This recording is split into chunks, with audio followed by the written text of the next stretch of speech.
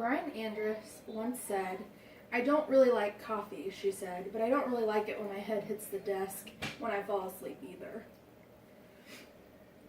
I'm sure we can all relate to that quote. I know there are several times in life I could use a pick-me-up. Consuming caffeine is not negative like you would think. Coffee and other caffeine sources can be good for your health and mood. Some of my main points include what caffeine is, surprising sources of caffeine, and perks of drinking caffeine. One important piece of information that you should know before you consume caffeine is what it is and the statistics behind it. Caffeine is an alkaloid crystalline compound. It stimulates your central nervous system. Coffee is the most frequently consumed caffeinated beverage. According to the article Caffeine and Health Research by Chambers KP, which was published in New York Nova Science Publishers Inc., caffeine is the most widely consumed drug in the world, most commonly from the beverages coffee, tea, and soda. An estimated 80% of the world's population consume a caffeine-containing substance daily. According to a survey from the FDA, the percentage of caffeine consumed in the United States, according to different products, from food is 1.7%, from carbonated beverages is 19.5%, from other beverages is 10.2%, from tea is 17.6%, and of course, coffee is 50.9%.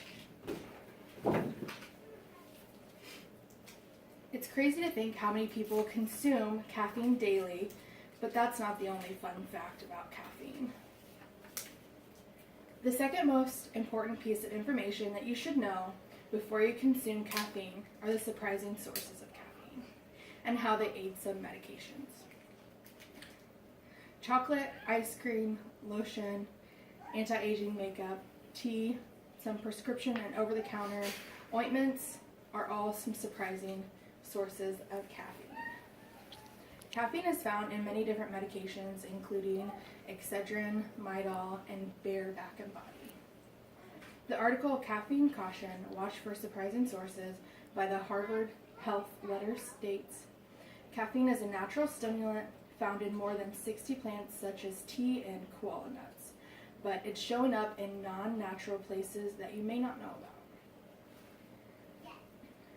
The increase in advertising of drinks with caffeine as a replacement for coffee has led to caffeine being added to snacks, energy bars, and other processed foods, says Dr. Eric Brim, an associate professor at the Harvard School of Public Health.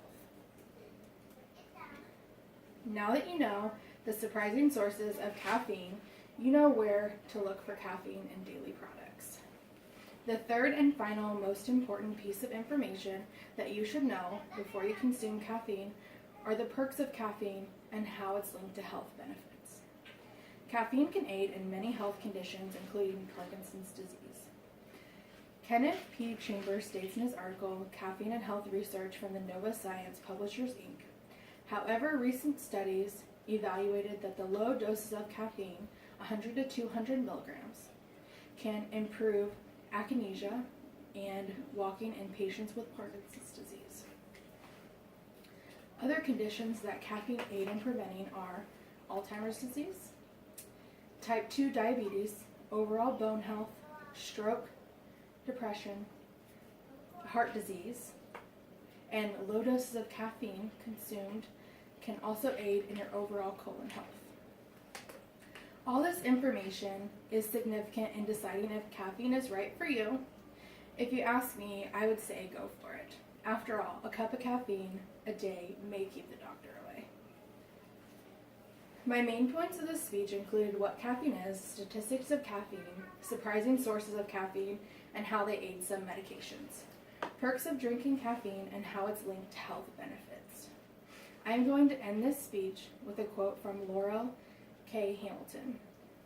I sipped my own coffee, heavy on the sugar and cream. trying to make up for the late work the night before. Caffeine and sugar, the two basic food groups. This concludes my speech. Do I show everyone? Okay. How long is it?